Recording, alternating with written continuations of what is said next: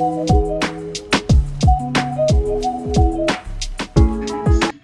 à Montpellier. Après Moed Altrad hier, nous recevons aujourd'hui dans les locaux de Comanoir Michael Delafosse. Nous attendons toujours une réponse du maire sortant Philippe Sorel. Bonjour Michael Delafosse. À mes côtés pour vous interviewer aujourd'hui, Lucie Le Charbonnier. Donc rapidement, Michael Delafosse, vous avez 43 ans, vous êtes ancien adjoint à la culture et à l'urbanisme d'Hélène Mandroux, aujourd'hui conseiller municipal d'opposition à Montpellier et conseiller départemental. En parallèle de vos mandats d'élu, vous enseignez l'histoire et la géographie au collège. J'ai tout bon ? Première question, monsieur Delafosse. En politique, la langue de bois est-elle vraiment nécessaire ? En tout cas, ce qui est sûr, c'est qu'elle est très présente. Alors moi, je vais répondre à vos questions le plus sincèrement possible. Et de toute façon, je peux compter sur la sagacité des journalistes que vous êtes pour éventuellement la démasquer. Je crois que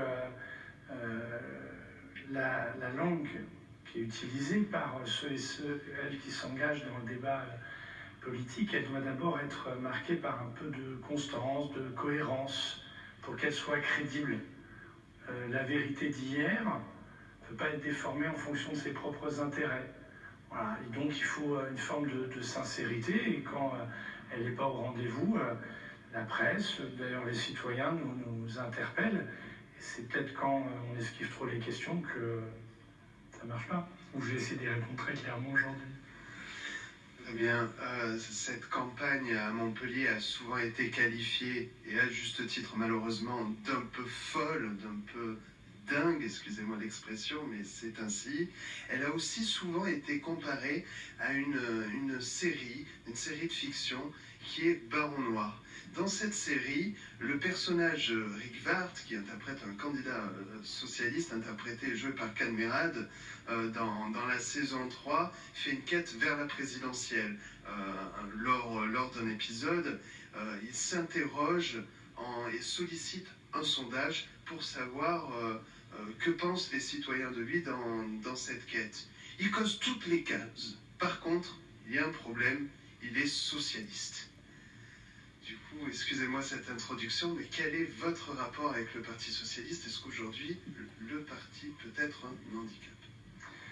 Moi, comme j'assume d'être socialiste, je le suis depuis que j'ai l'âge de 15 ans, je le suis en fidélité à une histoire qui a fait des choses importantes dans notre pays et dans le monde d'ailleurs, des choses qui méritent aussi de tirer des enseignements. J'ai eu honte lors de la présentation du texte sur la déchéance de nationalité.